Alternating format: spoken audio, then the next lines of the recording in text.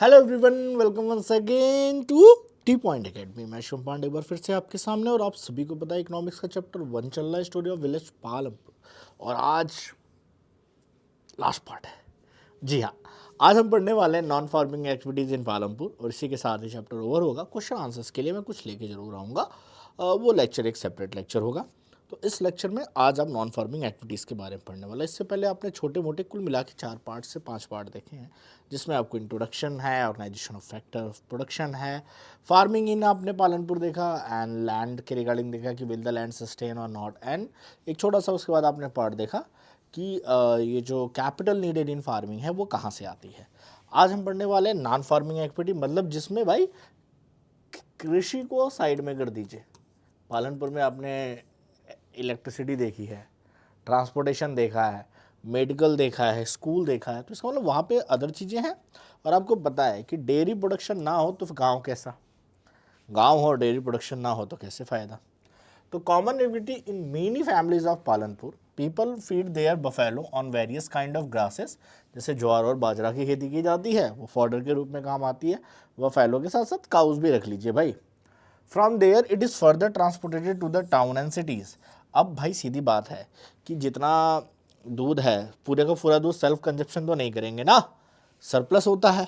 तो एक कोई पर्सन होगा गांव में जो गांव के विलेजर्स के सभी के दूधों को क्या करेगा, कलेक्ट करेगा। वो कलेक्ट करेगा, मान लीजिए अगर शहर में वो 50 रुपये केजी बेच रहा है, लीटर बेच रहा है, नॉट केजी, माय बैड, तो यहाँ से वो उठाएगा 40 से 42 रुपीज़ में।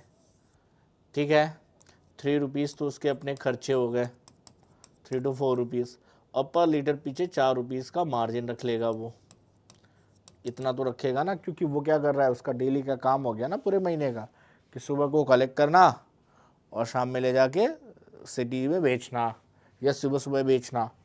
Milk is sold in Raiganj and milk centres. तो रायगंज पे एक मिल्क सेंटर है, near by Raiganj big village है, वहाँ पे लोगों को ज़रूरत होती है, तो वहाँ से क्या होते हैं, हम आप जैसे लोग दूध खरीदते हैं। तो ये एक डेयरी फार्मिंग एक्टिविटीज़ है। इसमें कोई लार्ज स्केल पे कर रहा है, कोई स्मॉल स्केल पे कर रहा है, लेकिन या किसकी एक ही दो भैंस है लेकिन उसके घर पे बच जा रहा है तो बेच देगा। स्मॉल स्केल मैन्युफैक्चरिंग क्या है भाई? अच्छा सर, डेयरी के साथ साथ स्मॉल स्केल मैन्युफैक्चरिंग में क्या मिलेगा, देखिए। Less than 50 peoples are engage in the manufacturing. किस तरह की मैन्युफैक्चरिंग करते हैं? सिंपल प्रोडक्शन मेथड से स्मॉल स्केल पे। वो हो सकता है कि वो धागा काटने वाली मशीन हो, ठंडी के स्वेटर बना रहे हो। मेरे गांव के भी आसपास के मैंने गांव में देखा है कि उसे मिनी लुधियाना कहते हैं, ठंडी के प्रोडक्ट्स वहाँ पे विंटर के स्वेटर वगैरह बनते हैं। और इसमें क्या होता है, most of the work carried at home, और वो फैमिली लेबर से, मतलब पूरी फैमिली ही फिर उसी काम में इन्वॉल्व रहेगी। आउटसाइड से कोई पर्टिकुलरली लेबर लाने की ज़रूरत उनको नहीं पड़ती है। हायर, मतलब बहुत ही रेयर होता है कि फैमिली का कोई पर्सन बीमार पड़ गया, ये सीज़न महीना आ गया, ये लंबा कॉन्ट्रैक्ट मिल गया, तो उस कॉन्ट्रैक्ट को कंप्लीट करने के लिए किसी पर्सन को वो हायर कर लेंगे। अदरवाइज ये मिसली, जैसे कि जुलाहा कम्युनिटी होती है ना, जुलाहा कम्युनिटी का बेसिकली, इनको जुलाहा क्यों कहा जाता है, मतलब ये लोग बुनाई कताई का काम करते हैं, तो ये भी काम चलता है यहाँ पे। ठीक है, सिलाई कढ़ाई जो भी हो। शॉपकीपर्स इन पालनपुर, भाई इतना बड़ा विलेज है तो लोगों की डेली बेसिस की नीड्स होंगी, डेली नीड्स है। अब डेली नीड्स हैं तो अंडरस्टूड है, उसको कंप्लीट करने के लिए उसको क्या चाहिए, सामान चाहिए। मेरे गांव में खुद एक अच्छी सी शॉप खुली एकदम बैंड्रे के सेंटर पे, और डेली नीड्स की आप सारी चीज़ें यहीं से ले सकते हैं। ठीक है, तो आप क्या करेंगे, people involve in trade are not many, बहुत ज़्यादा नहीं, क्योंकि उतनी जनता भी होनी चाहिए, उतनी डिमांड भी होनी चाहिए, लेकिन एक दो तो ट्रेड्स में आएंगे। अब जो दुकान की शॉप होगी, ठीक है, उसकी खास बात जानते हैं क्या होगी? वहाँ पे कहते हैं ना, सुई के धागे से लेके पेन कॉपी से लेके डीजल पेट्रोल गैस सिलेंडर, मतलब कहते हैं बाना बनाना, वैरायटी।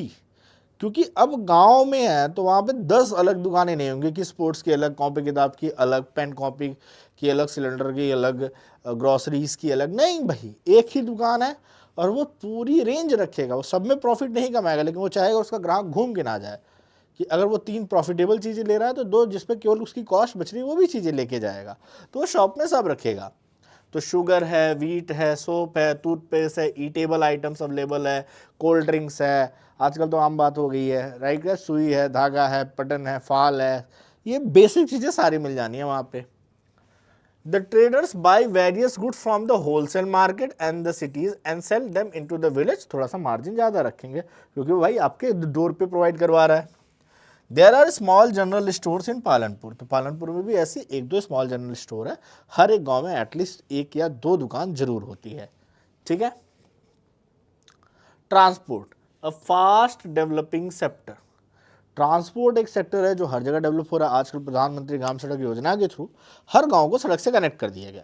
आजकल हर गांव में घर में लगभग में टू व्हीलर व्हीकल्स आम बात हो गई है, लेकिन फिर भी पब्लिक ट्रांसपोर्ट की ज़रूरत पड़ती है और अच्छी रोडों से कनेक्टिविटी फास्ट है तो पब्लिक ट्रांसपोर्ट बहुत तेज़ी से डेवलप हुआ है। तो हो सकता है किसी के पास ट्रैक्टर हो, किसी के पास बुल कार्ट ही हो, अच्छी रोड हो तो बुल कार्ट भी सक्सेसफुल है। ठीक है। किसी के पास उसी में कोई मैजिक हो, कोई सुमो हो, कोई बस चलाता हो। तो variety of vehicles road connect in the Palanpur of to the Raiganj या शाहपुर को कनेक्ट करने के लिए। रिक्शा वाला है, जिसका घोड़ा है, तांगे वाला, ये सब हमने स्टार्टिंग के पहली स्लाइड में पढ़ लिया था। Jeep, tractor, truck drivers involved. The very few there are ferry people and goods from one place to another purpose in return of get paid for it. Ferry का मतलब जो केवल गुड्स को ट्रांसपोर्ट करते हैं। तो फेरी के यूज के बाद बात करें कि भाई ट्रांसपोर्ट की में आपने बहुत सारे साधन देखे ओवर द ईयर। रोड्स के डेवलपमेंट, सस्ते व्हीकल्स के आने के रीजन से, ई रिक्शा आने के रीजन से, various kind of activities, markets गांव में ग्रो कर चुके हैं, लोगों की इनकम ग्रो हुई है, तो लोगों ने खर्चे किए हैं तो अलग अलग चीज़ों की डिमांड बढ़ी है। आज हर मल्टीनेशनल लेवल की चीज़ें, मल्टीनेशनल कंपनियों का नेटवर्क गांव में फैला हुआ है, उनके प्रोडक्ट गांव में यूज़ हो रहे हैं, बड़ी बड़ी कंपनियां हर जगह पहुंची हैं, एक एक पर्सन्स के पास। तो गांव की इकोनॉमी बूम हो रही है, इससे ट्रांसपोर्टेशन से लेके हर तरह की इंडस्ट्रीज वहाँ पे भी ग्रो हो रही है। आने वाले फ्यूचर में सारी ग्रोइंग पॉसिबिलिटीज़ गांव की तरफ शिफ्ट भी होने वाली हैं। तो ये पालनपुर जो चैप्टर है ये आपको पूरे गांव का, एक परफेक्ट गांव का फीचर समझाता है। 4-5 गांव को मर्ज करेंगे ना तो ऐसा एक गांव बन जाएगा जहां पे वो सारे फीचर्स मिलेंगे और आपको फिर गांव की इकोनॉमी समझ में आएगी कि वहां पे भाई स्मॉल फार्मर की क्या हाल है, लैंडलेस लेबर की क्या हाल है, मीडियम साइज फार्मर्स की क्या हाल है, कैसे वो कैपिटल ग्रो करते हैं, लैंड को कैसे बारन से फर्टाइल में, कैसे ट्रेडिशनल खेती से हम आए मॉडर्न खेती की तरफ। ठीक है। कैसे मॉडर्न फार्मिंग में क्या क्या लगता है, क्या क्या नहीं लगता है। फैक्टर्स ऑफ प्रोडक्शंस को हमने बहुत अच्छे से डिस्कस किया। यही फैक्टर्स ऑफ प्रोडक्शन आप बड़ी क्लासेस में एमबीए तक जाते हैं और अलग अलग चीज़ों पे, माइक्रो से लेकर मैक्रो पे, हर एक पर्टिकुलर टॉपिक पे रिसर्च करते हैं, पढ़ाई करते हैं। तो इस चैप्टर में इतना ही, ये चैप्टर यहीं पे ओवर होता है। छोटा सा पार्ट था, ये छोटा सा वीडियो था एंड आज के लिए इतना ही। आपको चैनल पे प्लीज़ लाइक, सब्सक्राइब और शेयर करें क्योंकि वीडियो का पसंद आ रही होंगी।